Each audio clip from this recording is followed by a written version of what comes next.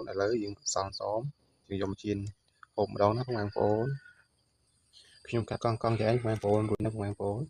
អត់ចៀនទាំងមូលទេបងប្អូនចៀនចេះច្រើនជាងណាបងប្អូនយើងបងប្អូនខ្ញុំចាប់ផ្ដើមចៀននេះណាបងប្អូនហ្នឹងហើយខ្ញុំដាក់ខ្លាញ់នេះខ្ញុំចាប់តាគៀបចឹងទៅណាបងប្អូនដាក់ចៀនហើយនេះ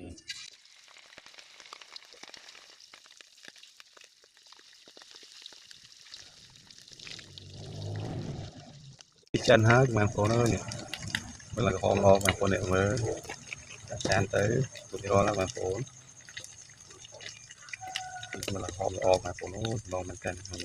សមជ្រូកចៀនឆ្អិនរួចរាល់បងប្អូននេះឡើងតំណងបងប្អូនអើយមើលនេះមើលតំណងអត់បងប្អូន